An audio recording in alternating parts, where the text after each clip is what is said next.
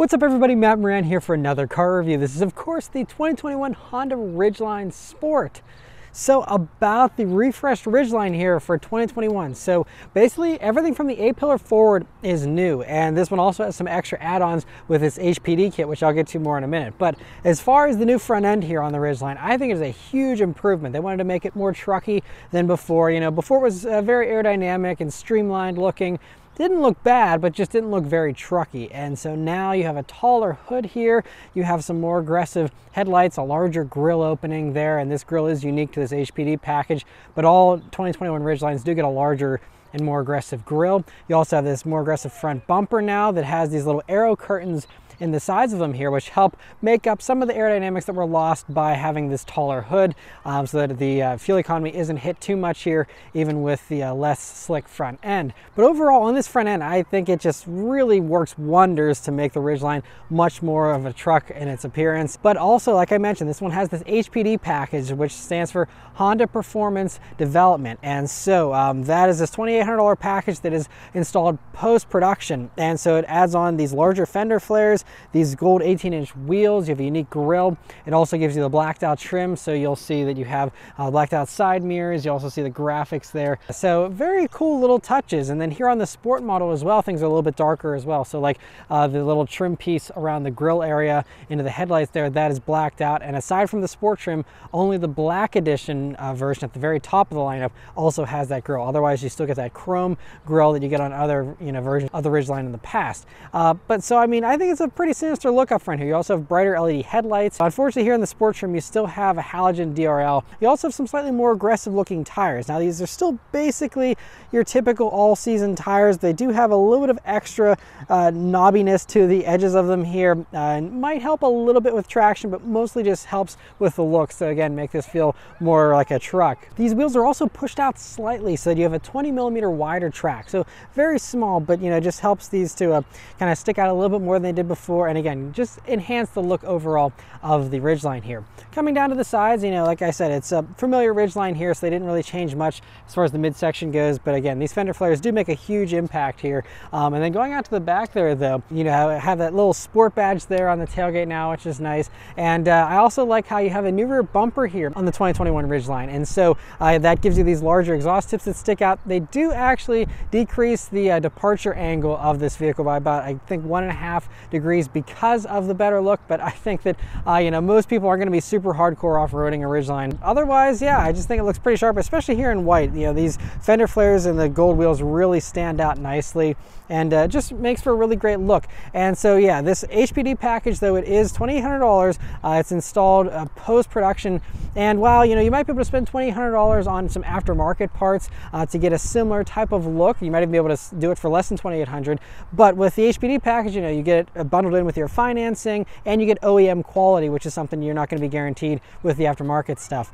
And so overall, I think it's a really great choice if you want a little bit of a more aggressive Ridgeline. Otherwise, you still have the standard fender flares like you got on other Ridgelines in the past, and still a very good look again, because you get all those same great front end improvements either way. And so yeah, overall, I think they did a really good job improving the styling here on the new Ridgeline. All right, so let's start up and go for a drive. The 2021 Ridgeline still uses the same great Honda key they've had for several years here, and I don't think they need to change it at all, because it's still a fantastic key.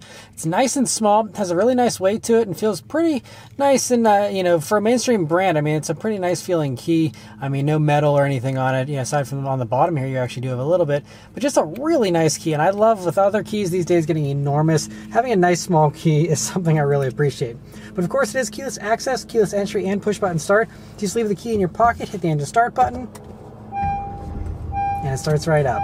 And if you're curious to hear about the interior in the 2021 Ridgeline, my wife and I actually just did a full in-depth interior review on this vehicle, so I'll link that above. You can go watch that if you want to hear all our thoughts on this interior. Overall, they didn't really change much, so if you're familiar with the Ridgeline interior from the past several years, ever since the 2017 model came out, there's not going to be really much new here, but if you're unfamiliar with it, it's a really nice truck. It has more interior space than most of the other mid-size trucks out there, and it's a really nicely laid out interior, even if the tech feels a little bit dated. All right, so setting off here in the 2021 Ridgeline. So first thing you notice here, one thing that hasn't changed about the Ridgeline is its fantastic visibility. So even though you have that higher hood, it doesn't affect forward visibility at all. You can still see forward just as well as before. Huge windshield, nice skinny A-pillar here with a nice little window here, although you have this strange piece of plastic here where you normally have the blind spot monitoring, but since this is a base model, you don't get that here in this trim. You got to go up one trim to the RTL to get the blind spot monitoring. But anyway, it's still really good view out of the sides. View out of the back is also great, of course, though there's just a large pickup truck rear window there. Other things here about the Ridgeline are that, you know, the first mile, you'll realize just how smooth the ride is here in the Ridgeline. It is so nice, you know, because you have that unibody construction and the independent rear suspension. You know, this whole truck just feels very much not like a truck in the way that it rides. And if you're someone who, you know, wants to get beaten up whenever you're daily driving your truck and you want a rough ride, then, you know, this might not sound great. But to anyone else who actually values comfort, I mean, this is going to be far, you know, head and shoulders above all the competitors as far as its refinement and its smooth ride, and I mean, just everything about it is just miles better. It feels like you're driving a Honda Pilot, honestly, because it shares many components with that vehicle. And I think that's a very good thing for people that are daily driving. If they're honest with themselves, they want comfort, and this delivers that way more than those other trucks. That comfort theme too also continues on with the way this vehicle is set up with the driver inputs. So for example, throttle response is very relaxed. I mean, it's very lazy, I guess, to accelerate. You really have to prod it and get it to go. It really doesn't feel like it wants to accelerate, honestly. It has plenty of power, but you just have to really accelerate like you mean it for it to actually get the message that you want to actually move. Otherwise, it's fine just loafing around. Brakes also are nice and smooth, but there is a good amount of dead travel before you start doing some actual braking. So very easy to be smooth and relaxed here in the in a Ridgeline if that's what you're going for, but it just, you know, doesn't give it a very eager feeling. And even some other trucks, I mean, the Tacoma is also famous for having very, very slow throttle response, but stuff like the Ford Ranger has very eager throttle response, so it's not something that's universal with all trucks. Anyway, we're going to go ahead and put it up into the sport transmission mode. There is no actual sport driving mode, but let's turn down onto this back road here and see how it does. And here we go. All right, I think it started in a second there. Then you hear the VTEC of this V6 kicks in, and it sounds actually pretty cool. And in sport mode here, it'll hold those higher RPMs for a little while. You do also have paddle shifters here, but I don't know how many people are going to actually paddle shift the Ridgeline. Anyway, this V6, it's a 3.5 liter V6 engine, and it's naturally aspirated. It does 280 horsepower and 262 pound-feet of torque. And 0 to 60 is now 6.3 seconds, which is 0.3 seconds faster, according to Motor Trend. And that's thanks to the fact this has a new 9-speed automatic transmission. So that's the big new mechanical change here for the Ridgeline for 2021, is a 9-speed auto. It's the same one you get in the Honda Pilot as well. It replaces the 6-speed auto you used to get here in the Ridgeline. So, you know, you obviously have the gears that are closer with their spacing, and so that's how you get the better acceleration. Thankfully, though, this 9-speed does not hunt around for gears. It actually is kind of resistant to shift. I mean, again, I'm going like almost half throttle, and it's still just holding that one gear. So it's not going to hop around like you might be worried a 9-speed automatic would. You know, it feels very normal. I didn't have any complaints with the old 6-speed auto either, but I don't have any complaints with this 9-speed auto either, aside from the fact that whenever you're going from like reverse into drive, it sometimes takes it like multiple seconds to change over. And if you're in a hurry, that can be really annoying. That's something the Pilot also shares, and I actually know someone that owns a Pilot with this new 9-speed, and that's their one complaint with this transmission as well. I did notice that here a little bit whenever I was in a hurry in the Ridgeline. That's the only thing. Otherwise, the transmission works great, no complaints there. Also, so we're on a little bit of a rougher road here now. I mean, you hear some road noise. I mean, this is still a truck, and, you know, it's not super high-end or anything. And I think you do slightly better sound deadening also in the higher trims of the Ridgeline. But still, you know, it's totally fine. No complaints whatsoever with that. And also, steering weight is very, you know, pretty relaxed, but feels pretty good. Has a good weight to it for a vehicle like this. But anyway, we're coming up some corners here, and let's see how the Ridgeline handles. All right, so it does handle so good. This is what I really love about the Ridgeline. So it's even a tiny bit better possibly this year thanks to the 20mm wider track. You know, you have these tires that look like they're a little more off-road oriented, which you think might sacrifice handling, but they really don't, because those extra little tread patterns are mostly for cosmetics. They don't really make this ride any rougher or anything like that. And this thing just handles so well. It's actually really surprisingly flat, which is unheard of usually in most trucks. The Ranger is also fairly flat, but this has a true torque vectoring all-wheel drive system, which you don't get in the Ranger or any of the other vehicles in this segment, which all just have like manual four-wheel drive systems. And this true torque vectoring all-wheel drive is really cool because it can send up to 70% of the power to the rear, and then it can send 100% of that torque to one rear wheel to overdrive and really push you out of a corner. And it's one of the few torque vectoring systems where I can really feel it working whenever I'm in a corner and whenever I'm accelerating out of that corner, like right now. It really tucks it in and really eliminates a lot of understeer and just makes this feel a lot more agile. And I've always loved this system in Hondas. I mean, it's fantastic in the Pilot and stuff, and it's also fantastic in the Acura models that have that super handling all-wheel drive, which is the same kind of components. It works wonders, and this is why most Honda all-wheel drive vehicles handle better than most of their competitors, and it's just because this true torque vectoring all-wheel drive is a gem. I absolutely love it, and it's really good even whenever you are trying to do some mild off-roading. I actually tried out this system in Montana in the refreshed Pilot a couple of years back, and I climbed a pretty steep snow-covered hill, no problem whatsoever. It just went right up it, even on just normal, all-season normal tires. These things are surprisingly good, and it really finds just every last little bit of grip whenever you're in a low grip scenario. You also do have different drive modes here if you want. So you have a snow, mud, and sand mode, and so all of those will help to maximize that all-wheel drive system for whatever kind of terrain you're on as well. So this thing's going to be very competent, whenever you are on some mild off-road stuff. Again, if you're requiring lots of suspension travel or any kind of weird flex situations, this isn't going to do as well. But for normal type of driving, this does really good, and I'm always just so impressed with the way these drive. And so the Ridgeline kind of segments truck buyers. If you're someone who wants to do a lot of towing, a lot of payload, something like that, you might have a better truck with some of the others. And of course you can upgrade those to be better off-road and stuff as well. And so if you are serious about off-roading or hauling and things like that, then you might find a home in one of the other trucks and find that to be a little more well suited for you. But for most people that just want a truck bed every once in a while and then just daily drive a truck, I think that this is really going to be a much better solution. Having that built-in trunk in the truck bed and just the smoother ride and everything. The better interior space. It just makes a lot of sense to go for a Ridgeline over most of the other trucks. If 90% of truck buyers are honest with themselves about what they actually use their truck for most of the time, I think that the Ridgeline would be a totally sufficient and probably superior truck for most truck buyers out there, honestly. Another acceleration, because why not? It's very responsive when you put your foot down, though. I mean, it doesn't really wait around. It immediately starts accelerating. It does a really good job with that as far as throttle response goes. But yeah, getting back to the all-wheel drive system and stuff, so you don't have any kind of true locking differential or low range or anything like that, because this is just a normal all-wheel drive system. So you do give up some stuff. But as far as the actual truck type stuff, this is actually still pretty competent. I mean, it'll still tow 5,000 pounds, and it still has a payload of 1,583 pounds, which is actually pretty high up there. I think they said as far as all-wheel drive or four-wheel drive trucks goes, I think that's one of the best in its class. So I mean, you have, if you're looking for payload, you have a very solid rating there for that. I mean, towing 5,000 pounds still isn't shabby. And so, it's not like this can't actually do truck stuff. It does do all the truck stuff very well. Again, for most people's uses, unless you are, doing that max tow rating all the time, or you're maxing out your payload all the time, then okay, sure, there might be some other stuff that might be a little more up to the task, especially if you're willing to go up to some full-size trucks. But, otherwise, like I said, this again is just going to be plenty of truck for most people.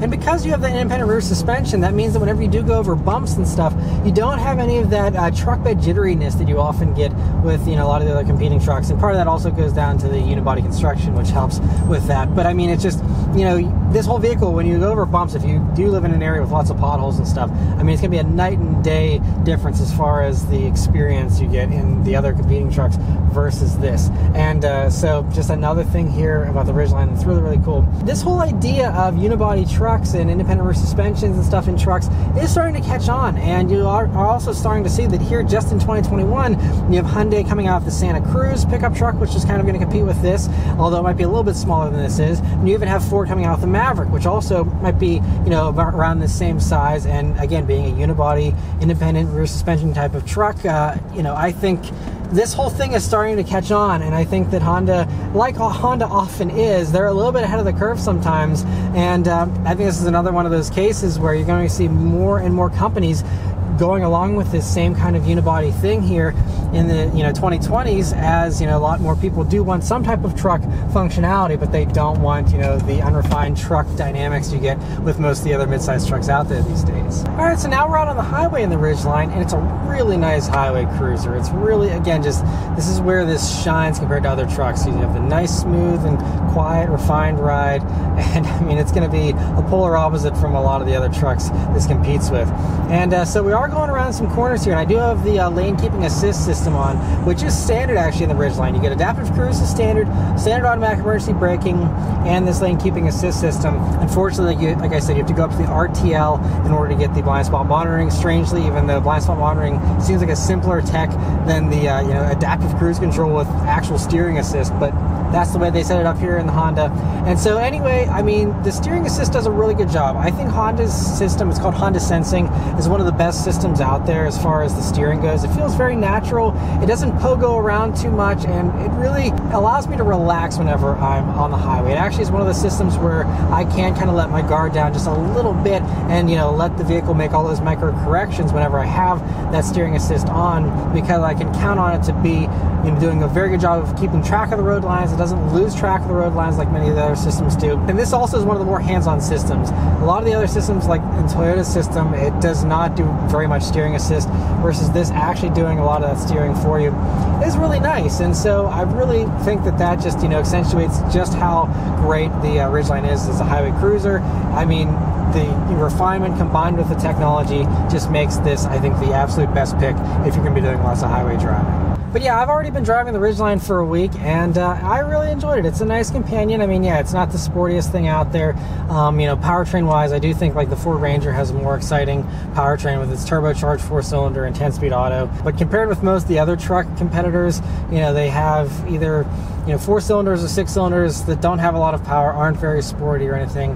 And so, I think this is definitely, in this class, one of the better and sportier options out there. But again, we're starting from a pretty low bar here as far as this stuff goes. But again, we're talking about mid-size pickup trucks, so you can't expect them to be sports cars. And even though I think this does handle much better than it even has any right to, and so I think that's part of what made this such a pleasant week with the Ridgeline here, is just the smooth ride, the smooth powertrain. Everything is just set up again to be very relaxing in the Ridgeline, and so it gives for a very relaxing ownership experience. And so I did really like all that. Now, the last two things I mentioned about the Ridgeline are its fuel economy and its pricing.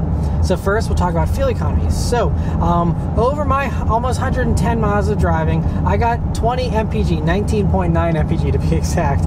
And so I'm pretty happy with that, considering these are only rated 18 mpg in the city, 24 on the highway, and 21 combined.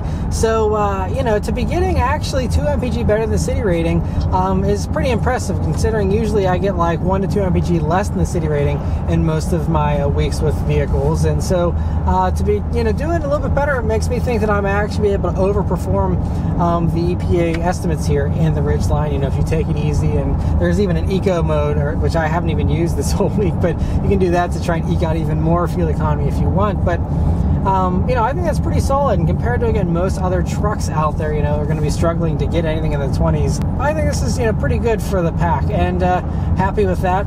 And then lastly, pricing here in the Ridgeline. So the Ridgeline does start a good bit more expensive than most of its competitors. A lot of the competitors, you can start getting them in the mid 20,000s, versus this, even a base sport trim of the Ridgeline here starts at like about $36,500. Then this one, as tested, is almost $41,000, thanks to, again, that HPD package on this one, and a couple other odds and ends for options. And so at almost $41,000 to not have a leather wrap steering wheel, the interior gripes, which I talked about more in the interior review with my wife, that is one area where this falls a little bit short, because you're spending $41,000, and most of the other competitors, whether it's a Ford Ranger, you get a Lariat trim, which is the top trim of that, or you get a nicely equipped Tacoma for 40 grand. I mean, you get some more luxurious features in a lot of the other trucks for this similar type of money, but they give up the refinement, the ride. So you know, it's a trade-off there for this. I don't think the Ridgeline is really priced to be a great value, so to speak. But I think that, you know, one of the things is you are going to most likely get a little bit of a better deal probably on a Ridgeline than most of the other trucks that sell a lot better, because again, you know, they don't sell a ton of Ridgelines, and so there's a little bit more incentive there for Honda dealers to move on the pricing of these. But whenever you're judging MSRP versus MSRP, you know, I would say it is vaguely, you know, pretty competitive with most of the others out there. This does actually give you some higher features that some of the other competitors don't offer. Once you get up to the top trims of, you know, the RTLE, you know, with the in-bed truck audio and the higher end stereo system and those types of things. And honestly, I think, you know, so, you know, having this HPD package is cool if you're into that. But personally, for the same about $41,000, you could actually get an RTL trim, and that gives you leather seats, heated seats, leather steering wheel, blind spot monitoring. All those things are kind of expecting at 40 grand. And so I think that makes more sense to get an RTL at 40 grand than loading up a base sport trim like this to, you know, 41,000. Personally, again, your preferences will vary. I have no complaints with these cloth seats though, and you know, even the non-leather wrap steering wheel didn't really bother me a whole lot. It doesn't feel super cheap or anything. So, you know, I could live with the base trim of the Ridgeline. You do have very solid standard equipment. It's a little bit of a tougher sell, especially considering like the gauge cluster isn't quite as nice as you get with most of the other competitors out there. The infotainment system is a lot more dated feeling than most of the other competitors out there. So you do have those other drawbacks as well that I think Honda kind of dropped the ball with updating this for 2021. They did a great job on the outside, but on the inside here, you know, the Pilot, which this shares an interior with, you know, up front here at least. I mean, it has an identical, you know, dashboard layout and stuff, and yet they didn't put in the nicer gauges from the new Pilot or the better infotainment system from the Pilot. And so you literally have stuff in the parts bin that they deliberately left on the shelf and gave this the cheaper stuff still, instead of upgrading that stuff with, again, existing parts. They literally just had to pop them in, and they chose not to.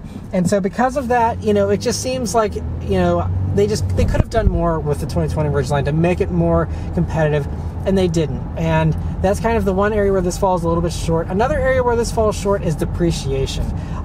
It's just tough to deny that this depreciates a lot more than all the other mid-sized trucks out there. According to CarEdge.com, the Ridgeline here over about 5 years will depreciate about 54%. Compare that to something like the Tacoma, which is unnaturally slow with its depreciation, but those only depreciate 28% over 5 years. But even the more of the mainstream stuff, the Ford Rangers, the Chevy Colorados, they're all like 35 to 38% depreciation versus, again, jumping up to 54% for this. So you really are, you know, taking a hit on depreciation. So I mean, the Ridgeline is fine if you're going to keep it for a long time.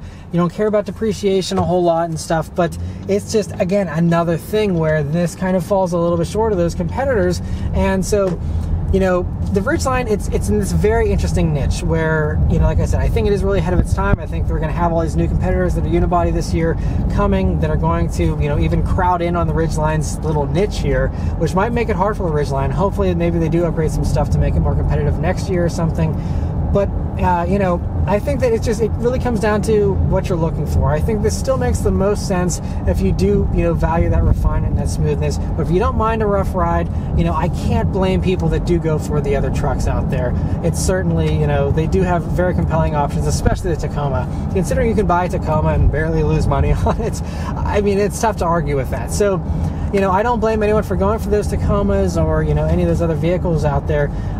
They all, you know, have their own charm to them, but I think that, you know, it all just comes back to the ride, the all-wheel drive system, the smoothness, and the extra space you get here in the Ridgeline. And for someone who does, you know, regularly put people in the back seat, baby seats, for example, fit better in the back seat of this than they do in something like Tacoma or Ranger, which are a lot more cramped for their back seats. So, you know, you might find this is a lot more livable of a cabin versus what you get with some of the others out there. And so I really think at the end of the day, it comes down to exactly what you're looking for out of a truck. But I'm glad that Honda offers this because it really makes a lot of sense to offer something like this. And I think, you know, I see a lot of Ridgelines, at least in my area, driving around. It seems like it's a pretty big hit. And I actually have a good friend that owns the Ridgeline, a 2020, and really enjoys his. And, you know, so if this is, you know, the type of truck you're looking for, is something that gives you that nice, you know, large truck bed, the extra practicality of a truck, but without all the sacrifices you usually have to put up with other trucks, I think the Ridgeline is fantastic, and the new looks here for 2021 and the new 9-speed auto really helped to sweeten the deal.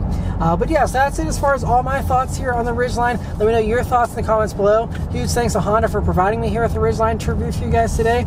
And yeah, thank you guys very much for watching. I'll see you on the next one. Take care.